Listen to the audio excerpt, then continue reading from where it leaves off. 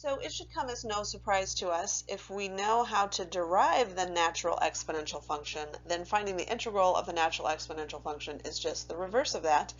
And that means that to find the integral of e to the x, I get e to the x and of course plus c if it's an indefinite integral.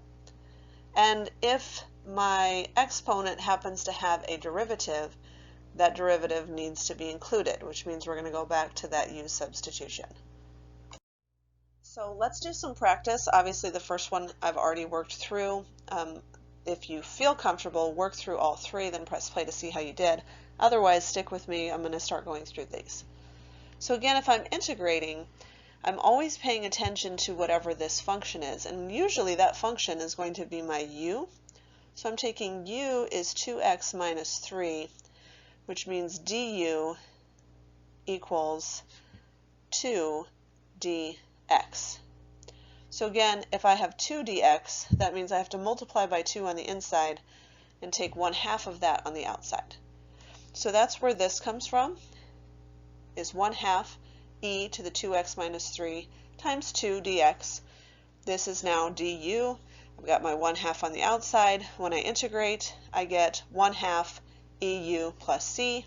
Then of course I just substitute the value for u, 2x minus 3, back into my equation. Next one. Again, what's u going to be? U is going to be x squared. I don't know why I wrote that so high. X squared. Du is going to be 2x dx.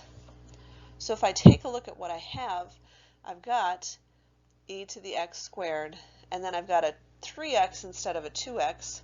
So now I have to take the 2 on the inside, which means I'm dividing by 2 on the outside. So then I end up with the integral, or 3/2 times the integral of e to the u du, which is keep the 3/2 on the outside and then e to the x squared plus c, because u was x squared. Last one, u would be cosine of x, because that is the exponent. Du would be the derivative, of course, of cosine, which is negative sine of x. And so this one's looking pretty good. I have sine of x, and I have e to the u, but I need it to be negative. So really I've just got a negative on the inside and the outside, which gives me negative integral of eu du, which is negative eu plus c. Replace u with cosine x, and there's your solution.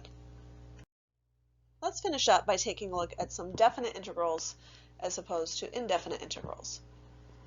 So there is one thing on some of the work that I want to show you or point out to you that I don't like, that is mathematically incorrect, but we're going to go ahead and just go with it. So if I'm integrating the first function, I'm going to have to use my u substitution because e has a derivative. Now keep in mind, when I say use the u substitution, it's just a good idea to know that if e to the negative x has a derivative, that I'm going to have to take that into account. So if I take u is negative x, then du is negative dx, or negative 1 dx. So notice what I've done. Taken negative 1 on the inside and negative 1 on the outside to keep everything even. This is the step I don't love, because technically it's incorrect to write that I'm going to integrate from 0 to 1, because now I'm integrating with respect to u instead of respect to x. So I would not put that step in at all. I would just say that this is equal to the negative integral of 0 to 1 of e to the negative x dx, and then go straight to actually plugging in those values. So I get negative e to the negative 1 minus negative e to the 0. So this one actually turns into plus. E to the 0 is 1. Negative e to the negative 1 is negative 1 over e. So that's my final solution. And of course, if I wanted to find a decimal equivalent, that would be very easy in my calculator. For the next one, if you'll notice, x is the exponent and doesn't have a derivative. So I don't need to bother at all. I'm going to move this guy out of the way.